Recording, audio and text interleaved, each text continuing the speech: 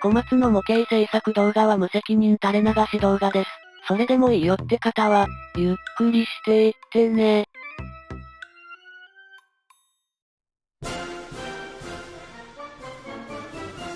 皆さんこんにちは。小松です。今回は艦船モデルといえばこれ、戦艦、大和を作っていきます。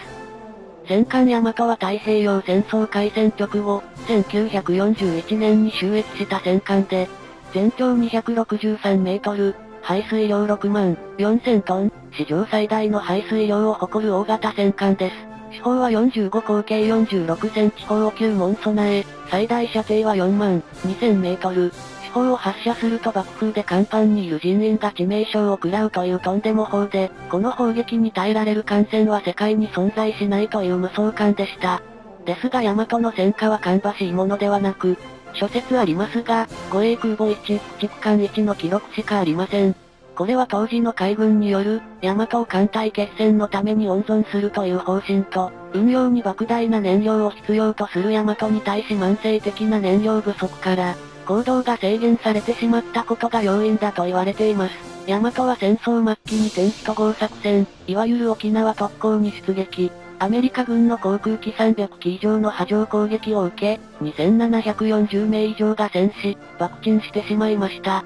今回はタミヤの350分の1戦艦大和、新金型キットを製作していきます。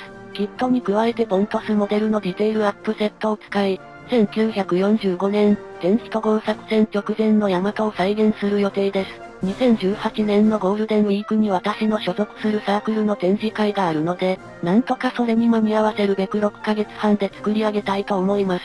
他にも現在制作中のキットが多数あるのに間に合うのか、やってみないとわかりませんがとりあえず頑張るぞいっと。では早速、船体から作り上げていきます。やはり大和は大きい。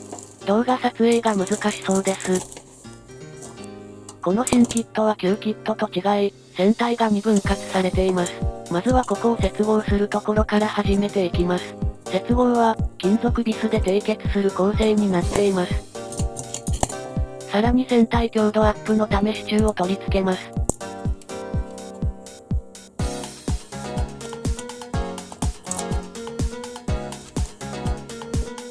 支柱を取り付けて喫水線下の部分が組み上がりました。先ほどの接合部が目立つので瞬間接着パテで埋めてやります。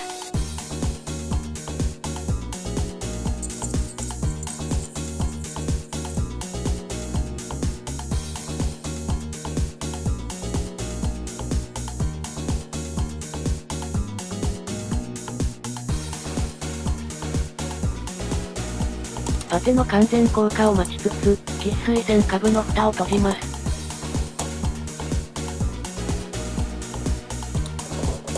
接着剤を流し込んだらクランプで固定し、硬化を待ちます。この部品も金属ビスで留める構成になっています。あれ、接着剤で留めなくてもよかったのか。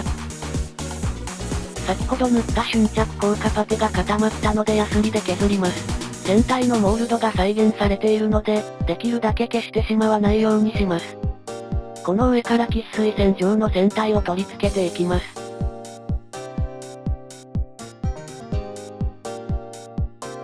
甲板を取り付けます。甲板は取り付け前に穴開けの指示があるので注意。甲板を取り付けると少し大和っぽくなってきました。側面の部品を取り付けます。ゲートをアートナイフでカットして、ヤスリがけ。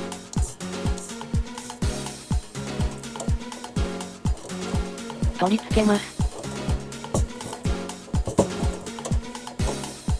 ビス隠しの甲板パーツも取り付けて、流し込み接着剤で固定してやります。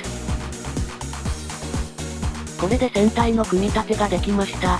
ポントスモデルのエッチングや木甲板が10月末に届くので、届き次第製作を進めていきたいと思います。今回はここまで。ご視聴ありがとうございました。